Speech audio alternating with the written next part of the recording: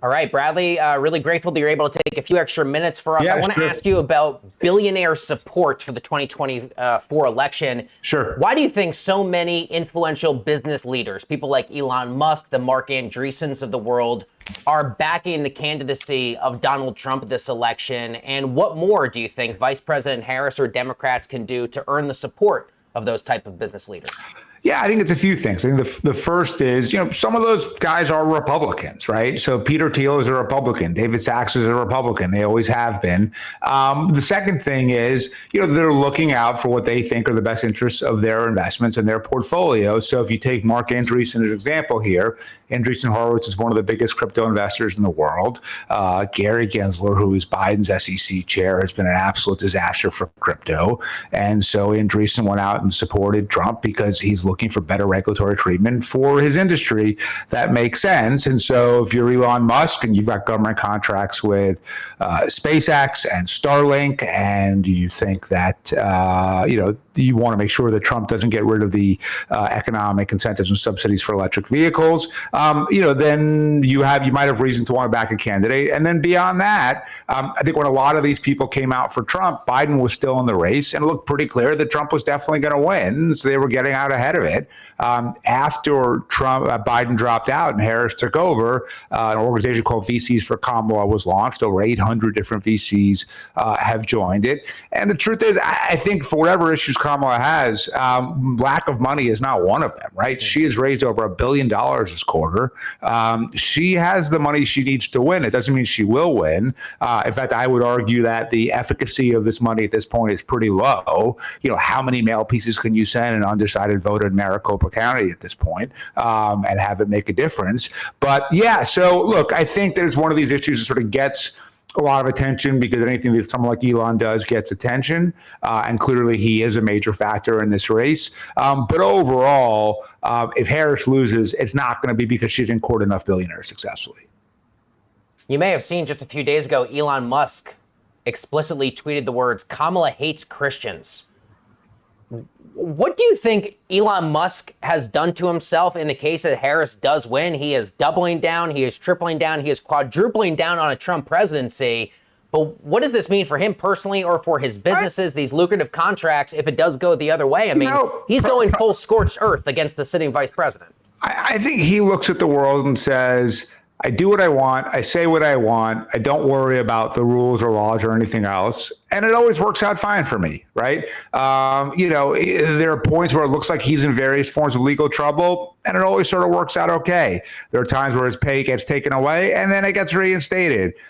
So I think his view is, I have a monopoly with Starlink. I have a monopoly with SpaceX. I have a monopoly with the electric car charging network across the country. There's nothing they can really do to me. And even when I make mistakes, or even when I do things that don't pan out, they seem to ultimately work out for me anyway.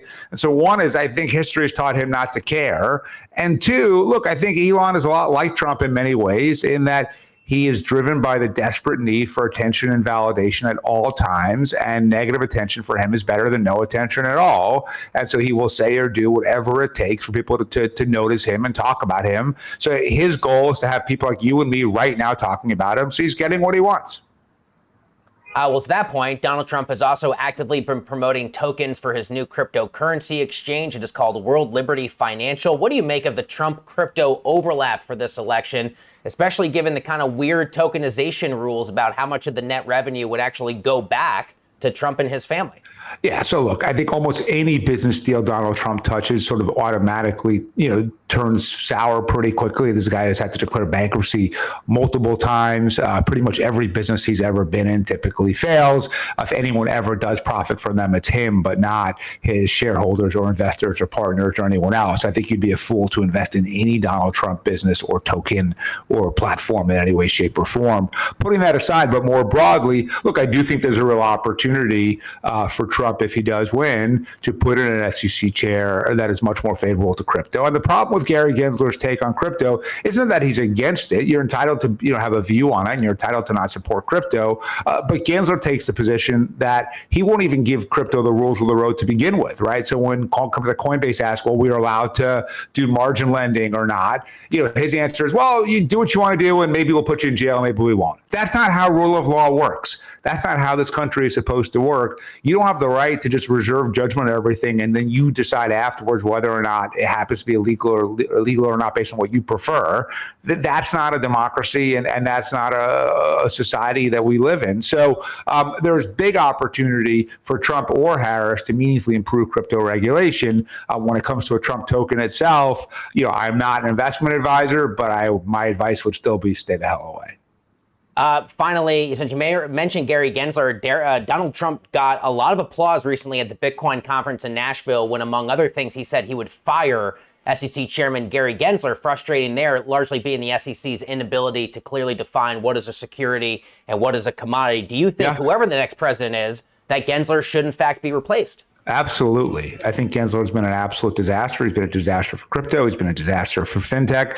I think Gary Gensler is a political animal, and his entire goal in life is to be Treasury Secretary. And his strategy was that if Elizabeth Warren liked him enough in a second Biden term, she would use her influence to get Biden to appoint him to Treasury. That turned out to be a wildly miscalculated strategy since Biden's not even around anymore or won't be shortly. But that was Gensler's play. And I think all of his decisions are motivated solely by his own political gain and nothing else. So I think the country will be well off with him gone. Bradley Tusk, I appreciate your time. Thanks for being here. Yeah, JD, thanks for having me, man.